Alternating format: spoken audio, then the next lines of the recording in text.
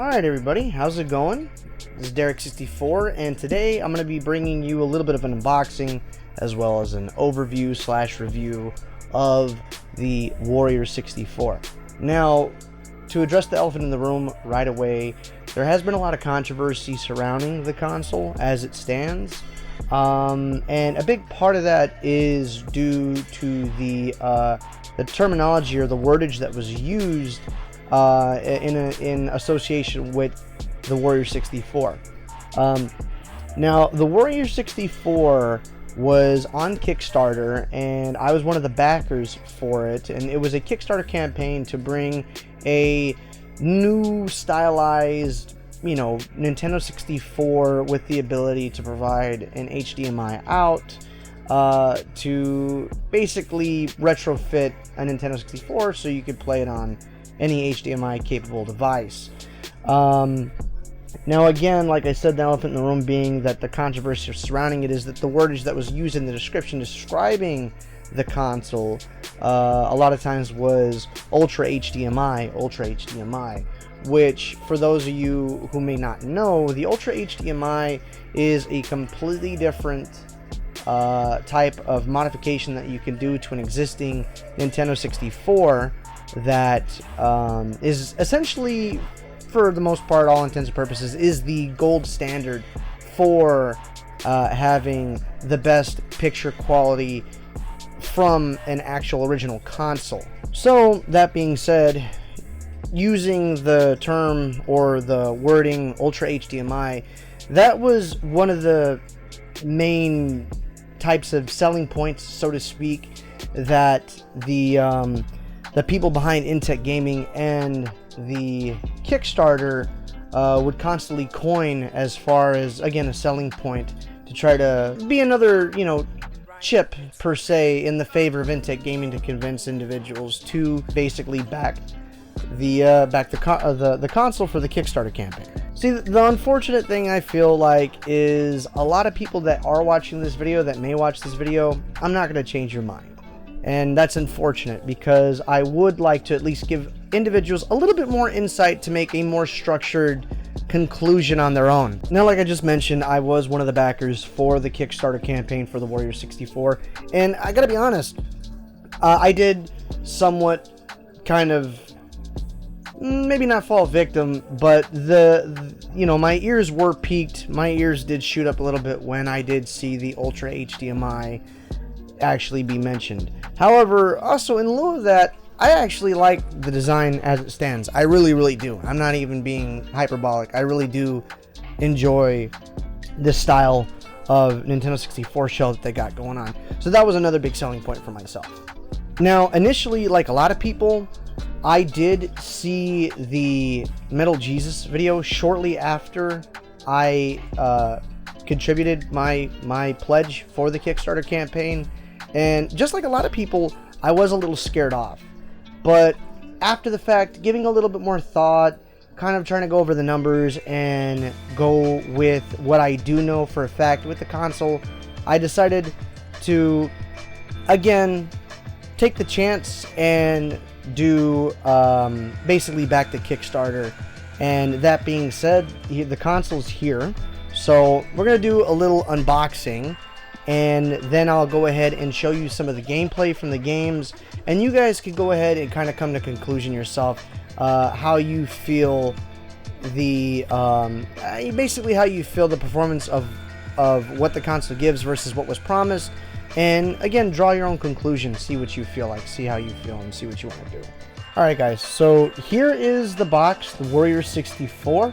For obvious reasons, you guys could see why I chose the green version as opposed to the black or smoke version.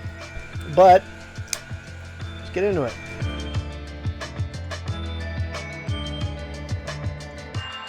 Okay, so it's out of the bag there.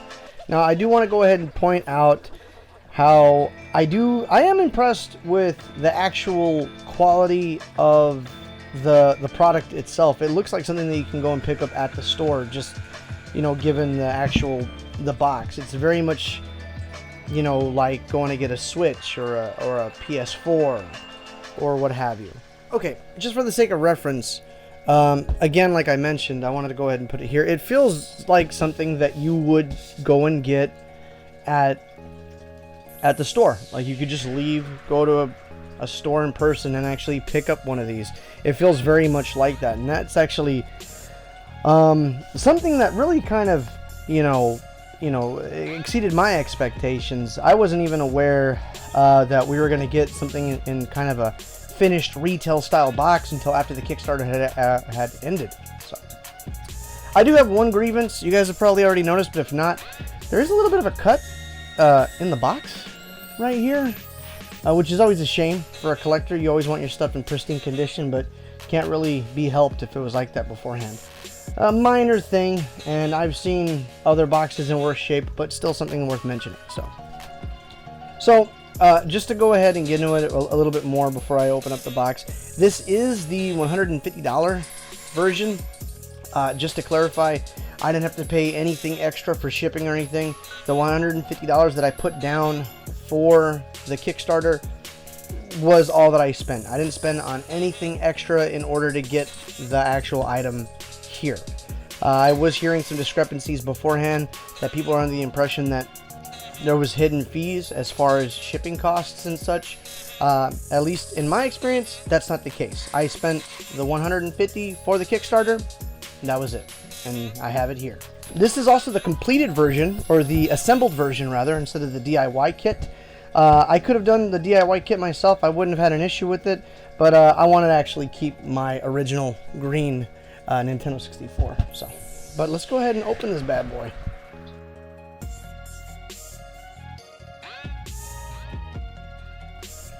Okay, and here is the unit, and here's the Warrior 64. Now I'm gonna be honest,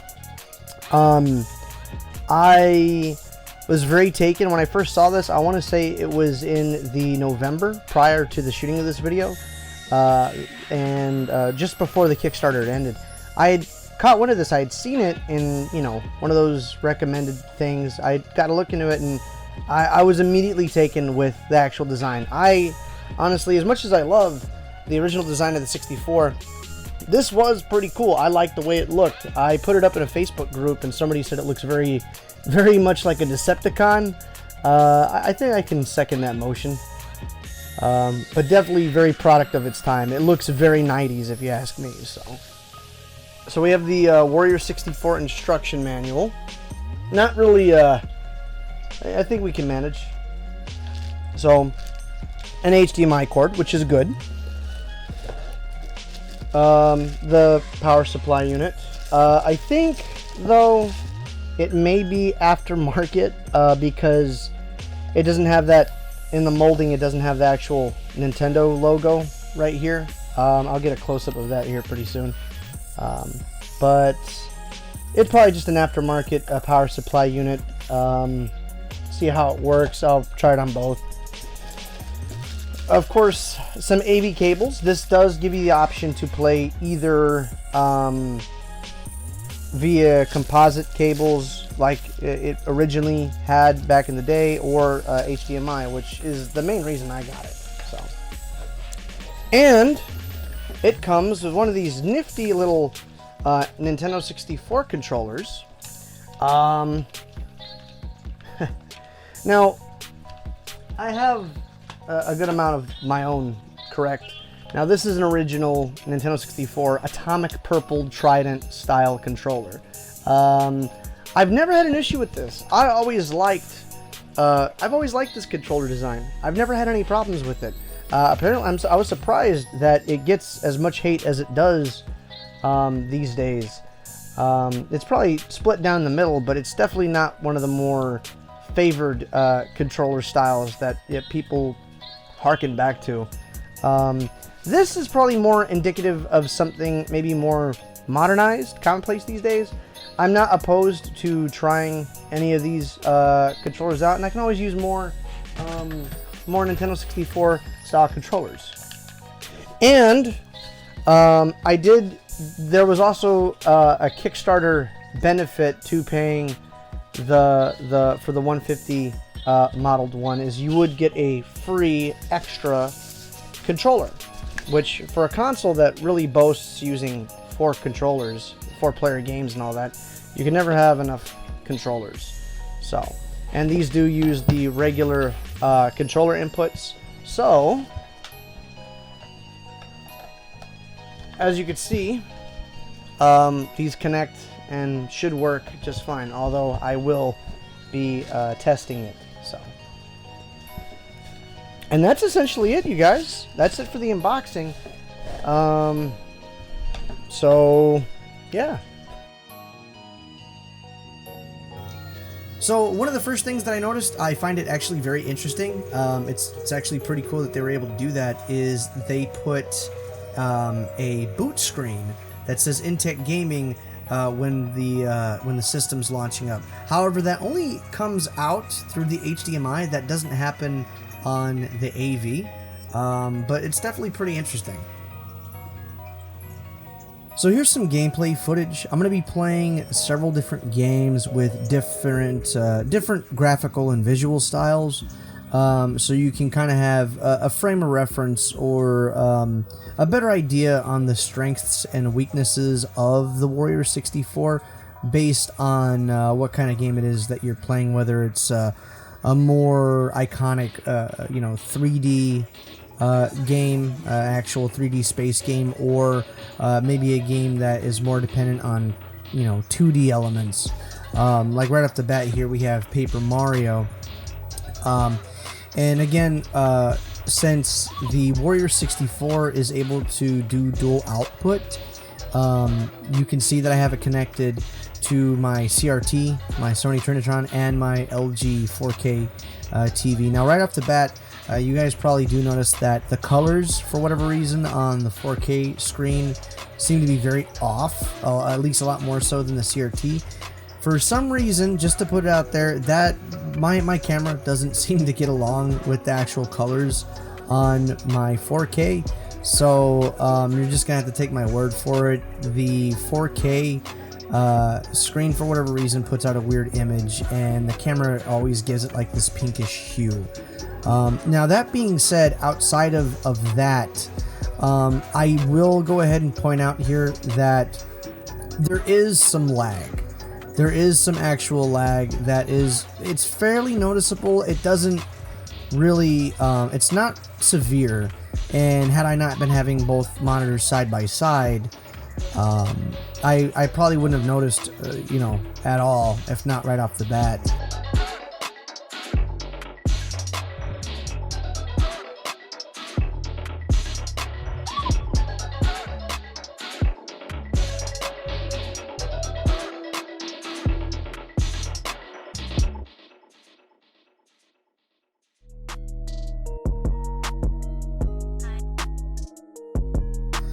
But as you can see, Mario on the left on the CRT is a little bit more, he responds and acts before the screen on the right. So that right there just shows that the conversion does have some lag. Now going back to the actual visual fidelity, right here, I wanted to go ahead and show that I do have footage being captured from the Warrior 64 itself, directly through my Elgato. And that being said, the actual visual fidelity is a lot more akin to what you would see on a CRT television, as opposed to what you actually do see on the flat screen. So the actual recording that you get from the console itself via HDMI is actually very, very good. And it does look very well here on the on Paper Mario.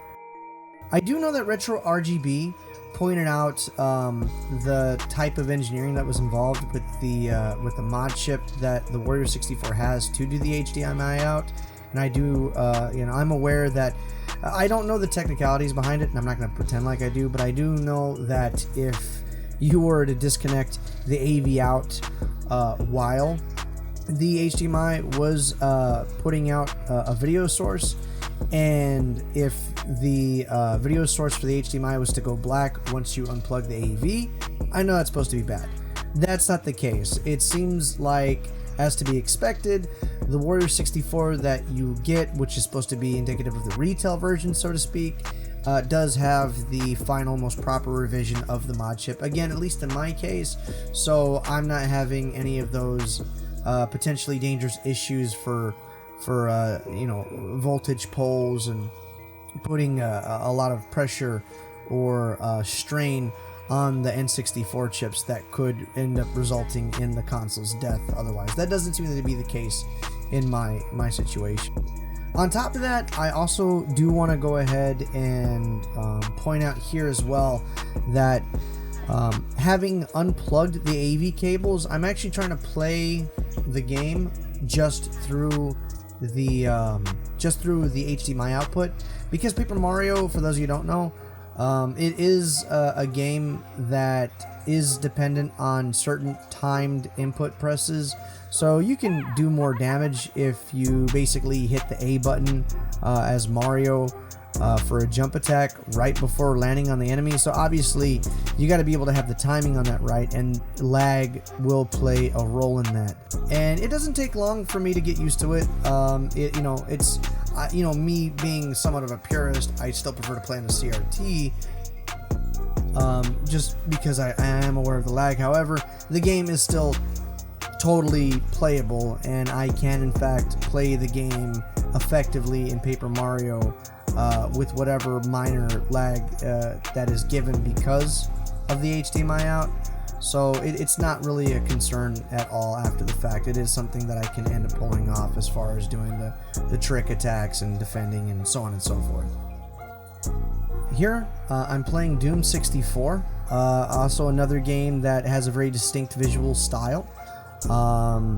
With how fast this game goes, I really don't feel like any marginal amount of lag, or any minuscule amount of lag rather, is gonna be any sort of detriment to the way the game's played. It still feels really good.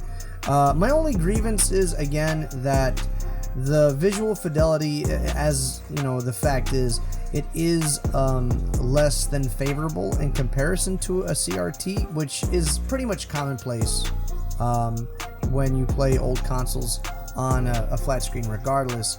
I think that being said, it's kind of hard to play because it is relatively dark, but I do know that that is dependent on the TV, and my television set, my LG, doesn't do very well in high lit areas. So if I have some lights on in the room, or the curtains open and the sun shining in, it just makes it all the harder. And then Doom64 is just a relatively dark game, you know, to begin with. So this is one that just really kind of goes to show that your mileage with the Warrior 64 may very well vary. Because it depends on the television set that you're playing it on. It depends what games you're playing, and in my case, I would say Doom 64 is the outlier, because again, the television set that I'm playing the game on is just, it's very dark by its nature. It's probably the HDR or something. I try to turn the HDR off whenever I'm playing older games, even games from the PS3 era.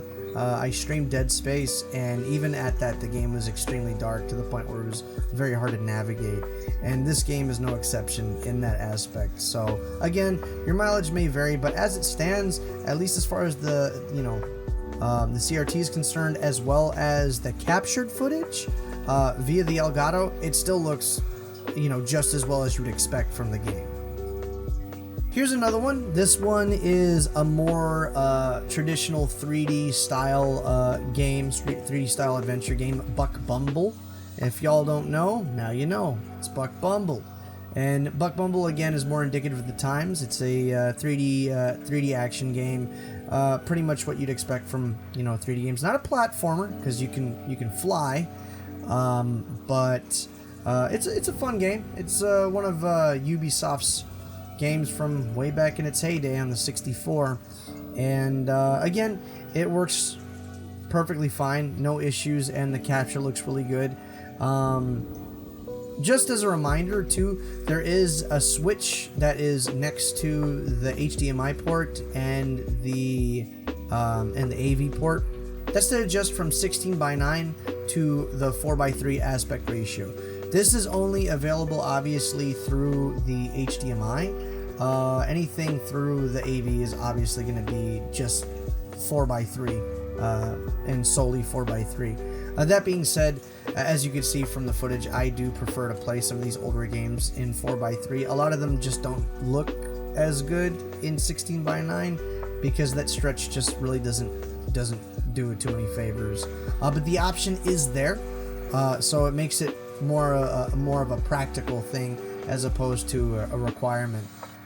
So that's definitely a plus to have it because the option's there. You can go switch between 4:3 and 16:9 during gameplay. So here's another one, Mischief Makers. Another very unique game as far as its visuals are concerned on the Nintendo 64. It looks really good as well. The capture looks beautiful. It looks a little, it does look like some of the colors do bleed together a little bit on the flat screen, not gonna lie. But again, I don't really know if that's my TV or not, because we go to the captured footage on the Elgato and it looks perfectly fine. It looks very, very, very reasonably close to the quality that you get on the CRT. So, you know, again, going back to the whole, your mileage may vary, but as it stands, it's still playable and it's still good to have that option. And Mischief Makers is a good showpiece for very unique visuals on the Nintendo 64. Of course, Yoshi Story. It's a classic. I actually did a review on Yoshi Story if you guys want to check it out. But Yoshi Story, again, too, is another game you could say kind of similar to Mischief Makers with the actual visual style. It basically a lot of 2D, 3D, pseudo 3D, pseudo 2D, however you want to go ahead and put it. But it's a very bright, visually stunning game that has a very unique twist on that visual style that people think of when it comes to the Nintendo 64. I think of polygons and sharp triangular pieces, and Yoshi Story is a good example of that's not all that the Nintendo 64 has to offer. And that being said, again, it looks extremely well on the capture footage, and it looks extremely well on the CRT, and of course it's perfectly serviceable on the flat screen. Pokemon Puzzle League is just a puzzle game. Very much, you know, you see it and then you think pretty much Puyo or Tetris. It's really more of just a Pokemon skinned Tetris attack. But it's you know, it's a perfectly playable puzzle game. It looks very, very well done. It's a very good game, and the opening FMV also looks very well on the captured footage as well. So I mean, looks good, plays good.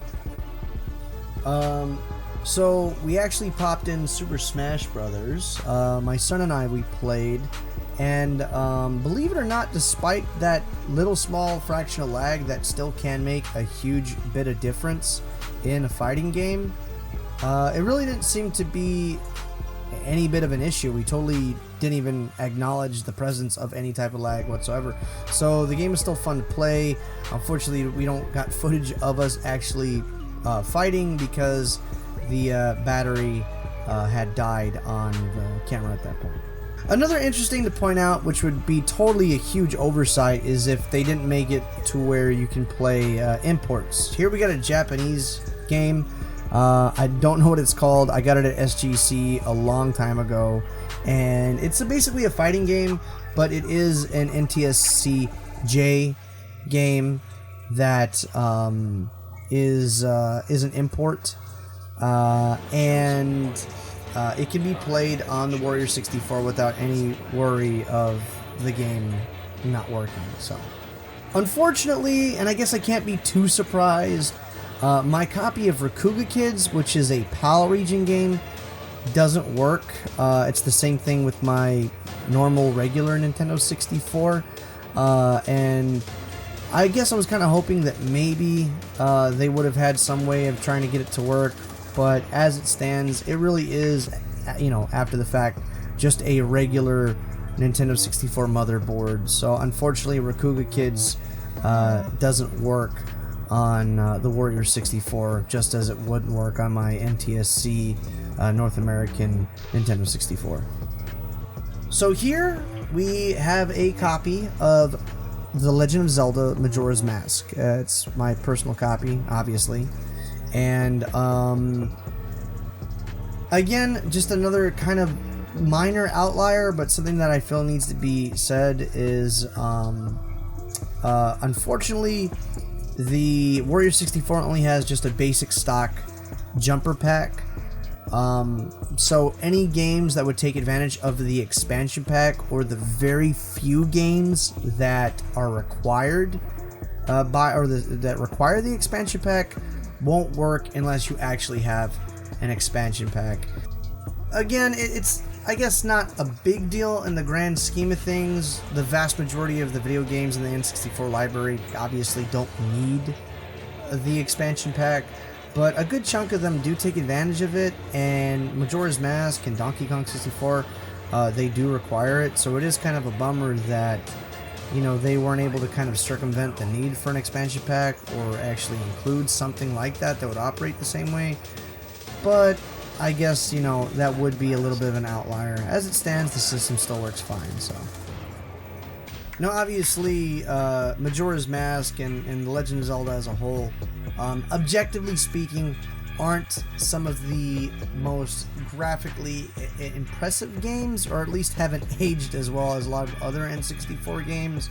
So, the visuals themselves can be a little bit on the murky side, just playing on a regular CRT, but that being said, it is a lot more noticeable on an HD TV with the HDMI out, so that is something to keep in mind. However, again, like I've mentioned already, the footage on the Elgato that's been captured is very much virtually identical to what is being shown on the CRT. So that is something to go ahead and keep in mind all the same. So you guys, there you have it. That's pretty much what you get from the 64. After everything's said and done, $150 I'm pretty much happy with. I can't really say anything negative for the most part. The only thing that really comes to mind right off the bat is the fact that, again, I may have mentioned this prior, but the power supply cord is really, really short. It is really, really short. That is definitely something that I think could be addressed down the road. You could probably get an aftermarket PSU if that's something that it would have any bearing on your decision to picking one of these up. But outside of that, you can also just get an extension cord. I mean, it doesn't really, it's not a deal breaker, but it is a bit of an inconvenience that I did feel the need to mention. Now, as far as the video quality is concerned, to be perfectly 100% honest, I'm not really blown away. It really is almost virtually the same thing as, you know, a video, you know, converter. Basically like a composite to HDMI converter. That being said, I'm not necessarily disappointed. I was kind of hopeful to see some sort of visual fidelity increase, but I knew better, and as it stands, what I actually saw was pretty much par for the course. But that being said, I would have been more surprised if I was actually going to have improved visual fidelity than not. But the fact of the matter is, with the HDMI out, I can play this on my flat screen TV, and then also with the option to be able to play with the original Nintendo proprietary composite cables that go via the audio-visual connections, the RCA jacks essentially. I can hook it up to both my CRT as well as my flat screen, and this is something that I think is very important to keep in mind.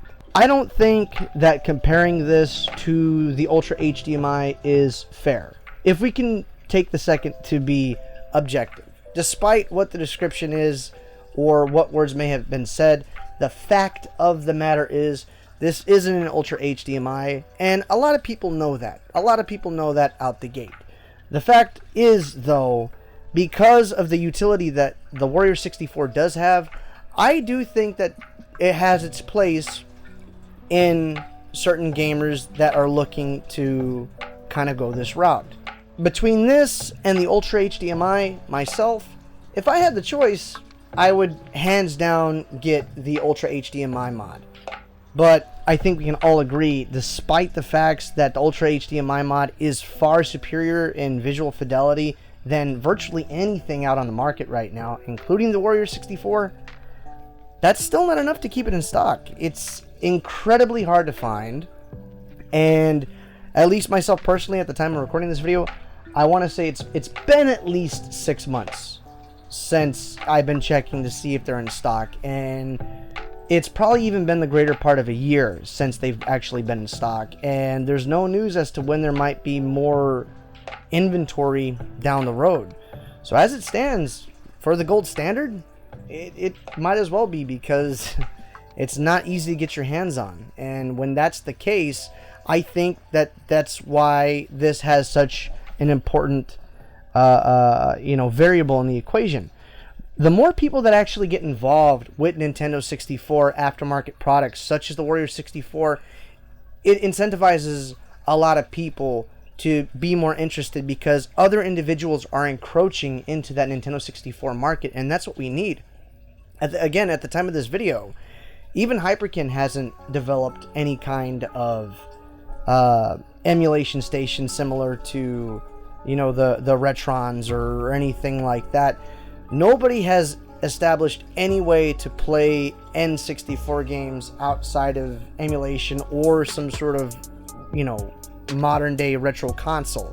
Again, akin to the Retron 5, or in my case, even right here, the Superboy. I know that the Warrior 64 has also received a fair amount of criticism for using original Nintendo 64 motherboards. And I can totally understand that to a certain degree. I'm not 100% on board with a lot of consoles essentially being torn down in order to meet the demand of what they needed to process and produce all these Warrior 64s. But that being said, by that same token, the Warrior 64 has no other proper way to be. Meaning that there is also there is no FPGA solution or anything for the sort. So again, by that same token, it would have received a fair amount of criticism had it been an emulation station outside of not being an original Nintendo 64 motherboard. And that to me is unfortunate, because again, it paints the Warrior 64 in a very biased light, and I think people should be a little bit more open-minded to see and understand what the Warrior 64 can offer. Going back to the Ultra HDMI, I think it really needs to be mentioned that the console itself is $150. And that, for at least in my case, with the Kickstarter campaign, I did receive 2 controllers. Now again, trying to compare, price to value, a Warrior 64 cost $150. That is the console, a controller, all the cables that you need, and essentially you can pop in whatever 64 games you have and start playing. A Nintendo 64 averages about at least $100 with a controller and some wires. So you have another 64 on top of an Ultra HDMI kit. And then, say if you're not tech savvy and if you're not capable of actually doing the installation of the modification yourself, that's going to be another factor as far as payment or cost in order to actually get that end goal of having an original Nintendo 64 with the Ultra HDMI mod. And this is something to consider. With the Warrior 64, to be able to play your N64 games with an HDMI out, the bar of entry is very, very low, especially compared to the Ultra HDMI mod for the Nintendo 64. And this is something that I really feel everybody should consider. Now, that being said, should you get a Warrior 64? In my opinion, if you already have a Nintendo 64, not really. It wouldn't be the first thing that I would suggest to get. You, again, can get virtually the same type of visual fidelity as well as functionality with just a basic RCA jack or AV cable, whatever you want to call them, to HDMI converter. And using that converter, you're going to get pretty much an identical picture. And that's, again, basically what you're going to get with the Warrior 64. So, that being said, a $20 HDMI, RCA to HDMI converter would probably be your best bet. That is something to keep in mind.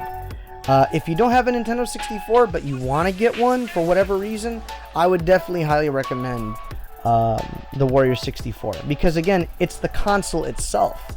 It is a console that already has that, installed, and it, again, it gives you that utility in order to be able to use it in a more commonplace fashion, such as, again, with not just flat screen TVs, but this is something that I'm going to be using a fair amount more so now for streaming as well as capturing footage for reviews and such that I do, just because the Warrior 64 makes that outlet of me doing so all the more easy. Because, again, all this tech is consolidated, making the process of actually trying to get footage or to do a stream all the easier. And, again, for the everyman that would like to take a trip down nostalgia lane and might have a stack of N64 games or what have you, I would say that the Warrior 64 would be a competent buy. I haven't had any issues with it. I'm still going to put it through its paces down the road, but as of right now, my grievances are few, and I'm actually happy with the purchase that I made. I'm happy that I was able to back the Kickstarter campaign for Intec for the Warrior 64, and what I really do hope is that the funds that they accrued from this somehow go towards a more culminative experience for something for the N64 down the road. Maybe something FPGA, maybe something a little bit more high tier than what we got here. Maybe that would be my ideal hope for what I would want Intec-Gaming's perspective to be moving forward. Alrighty, guys, that's my 2 cents on the Warrior 64. I hope the information that I was able to provide helped you guys kind of weigh in a little bit more as far as where you stand in correlation with how you feel about the Warrior 64. As far as the Metal Jesus videos, or the Metal Jesus video rather, as well as Retro RGB, I really much enjoyed the information that they were able to provide, and I took it at a great value. But I do think that despite their notoriety as far as their feelings with these systems, for whatever reason it may be, I do think it's important to still have multiple people's perspective and not an echo chamber, because that is really what's going to benefit the person on the other side of the screen as far as them making their own final conclusion. And, utmost respect to everybody. Alrighty, you guys, so that's the video. I really appreciate everybody who took the time to actually watch it all the way through. I know it's kind of a long video and it usually is asking a lot, but it does come from a really deep place of appreciation. So again, thank you so much for giving my video the time of day. A big shout out to Metal Jesus and Retro RGB. I've been watching them for a long time, especially Metal Jesus, and like I mentioned before, I do value everybody's opinions, but I think that's why it's very important to have contrasting views for the benefit of everyone that's interested. So again, you guys, if you liked the video, please leave a like. If you didn't enjoy the video, let me know what I could have done better. I got other stuff that you guys can watch if you're so interested. And with that being said, you guys take care.